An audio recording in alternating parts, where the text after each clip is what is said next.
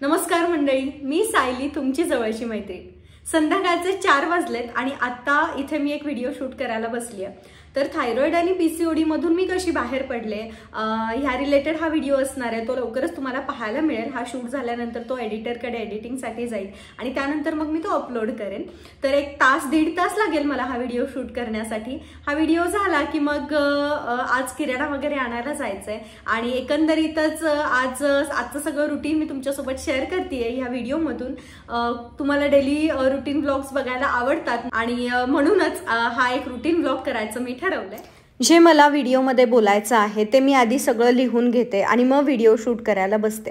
कारण काय होतं की मनाने आपण जेव्हा बोलायला सुरुवात करतो त्यावेळेला एका विषयातून दुसऱ्या विषयाकडे कधी उडी मारली जाते हे कळत नाही।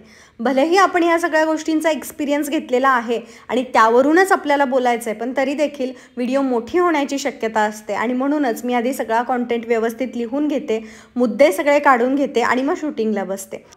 4:45 झालेले आहेत आणि जस्ट माझा व्हिडिओ शूट करून झाला। पाऊण तास लागला मला व्हिडिओ शूट करण्यासाठी। आता 5 वाजता भांडी घासण्यासाठी ताई येतील, तर एक 10 मिनिटांमध्ये मी दोघींसाठी चहा करायला ठेवेन। आणि जेव्हा मी व्हिडिओ शूट करत असते त्यावेळेला मी घराच्या सगळ्या खिडक्या बंद करून घेते, दोन्ही बाल्कनीची दारं मी लावून घेते, कारण बाहेरचा आवाज आत येऊ नये, गाड्यांचा वगैरे आवाज येतो, खाली मुलं खेळत असतात पार्किंगमध्ये, त्यामुळे मग डिस्टर्बन्स होतो। पटकन आता सगळ्या खिडक्या उघडून घेते, घराच्या सगळी दारं उघडते बाल्कनीची वगैरे, जेणेकरून फ्रेश हवा घरामध्ये येईल। संध्याकाळच्या वेळेला थोडा थकवा जाणवायला लागतो, कारण अलीकडे काउन्सलिंगचे सेशन सुद्धा घ्यायला सुरुवात केली आहे आणि दुपारच्या वेळेला रोज 1-2 कॉल हे होतच असतात। एका कॉलसाठी 2-2.5 तास वेळ द्यावा लागतो। सकाळी सुद्धा शूट करत असते, एडिटिंग करत असते, संध्याकाळच्या वेळेला सुद्धा कधी कधी शूटिंग एडिटिंग होतं आणि त्यामुळे अलीकडे जरा दमायला होतंय। 6 वाजलेत आणि मगाशी चहा घेतला। चहा घेत थोडंसं लिखाण केलं आणि 1-2-3 रील मला पुन्हा एडिट करून शेड्यूल करायच्या होत्या, ते काम केलं। आता चालली आहे मी खाली वॉकिंग करण्यासाठी।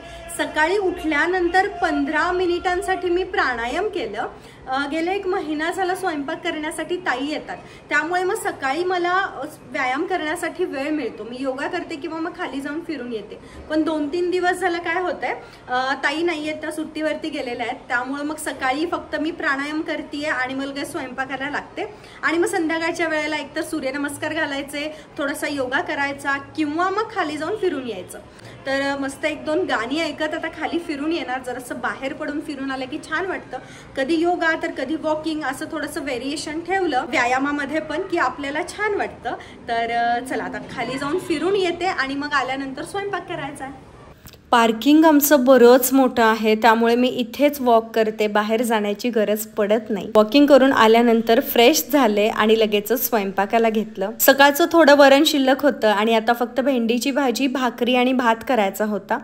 तर एकीकडे भेंडी भाजायचं चालू आहे आणि दुसरीकडे भाकरी सुद्धा मी करायला घेतल्यात। लवकर जेवण करून बाहेर पडायचं आहे किराणा आणण्यासाठी आणि रोज मी 7 वाजता वगैरे जेवायचा प्रयत्न करतच असते, पण आज जेवायला बसेपर्यंत 7:30 वाजतील असं वाटतंय। जेवण झालंय, किचन मधलं सुद्धा सगळं आवरून झालंय आणि 8:30 वाजलेत। आता मी किराणा आणण्यासाठी चाललोय रिलायन्सला, तर किराणा घेऊन येणार आणि मग उद्या सकाळी मी तो लावून घेईन। जेवण झाल्यानंतर आपण वॉकला तर जातच असतो, वॉकला जाण्याऐवजी किराणा घेऊन येऊया, जेणेकरून ते काम संपेल आणि मग उद्या जेवण झाल्यानंतर दुपारच्या वेळेला किंवा सकाळी वगैरे तो किराणा लावता येईल।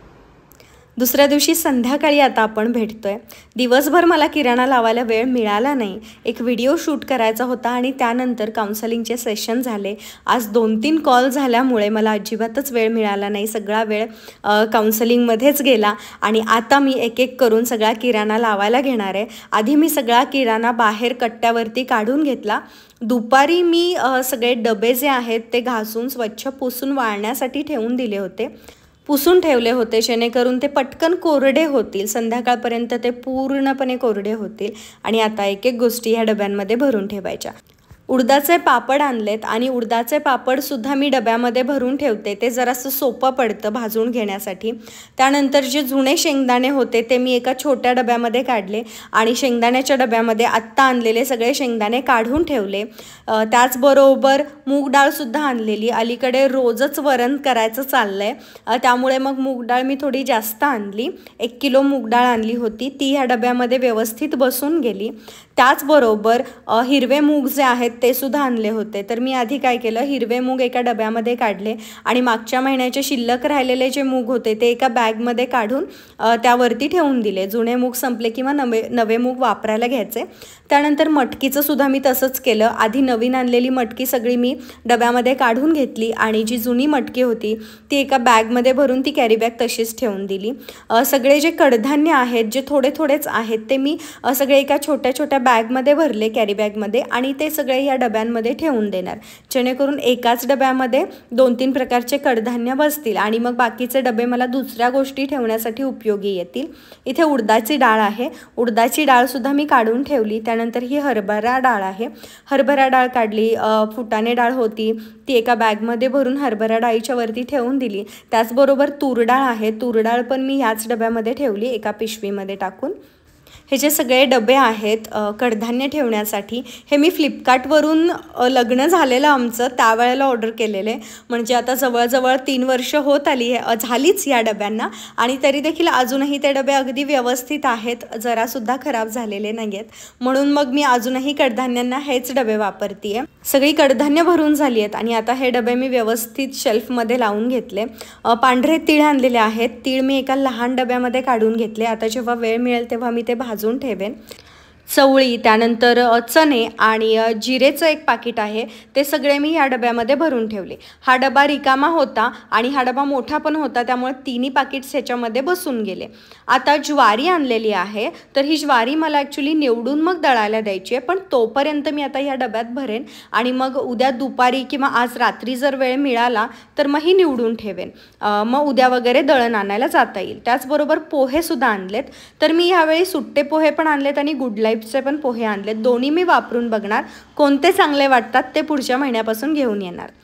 हे तांदूळ आहेत, इंद्रायणी तांदूळ आणलेले आहेत. तांदळासाठी एक असा स्टीलचा डबा आहे, तर त्यामध्ये तांदूळ भरून ठेवले. साखरसुद्धा आणलेली आहे, नवीन साखर मी खाली ठेवली आणि जुनी जी साखर होती त्या साखरेची ही कॅरी बॅग आहे, ती मी आता वरती ठेवणार आहे. जुनी साखर संपली की मग नवी साखर वापरायला सुरुवात करायची. आता एक्स्ट्राचा आणखीन जो किराणा आहे तो मी या पत्र्याच्या डब्यामध्ये ठेवते. तर गव्हाचं पीठ अजूनही शिल्लक आहे, म्हणून मग मी आणलेले गहू, त्यानंतर गुड लाईफची साखरसुद्धा मी आणलेली आहे, ती साखर, मिठाच्या पिशव्या, तेलाच्या पिशव्या, हे सगळं मी या पत्र्याच्या डब्यामध्ये भरून ठेवणार. जेव्हा जसं लागेल तसं मग या डब्यामधून काढून घेता येतं.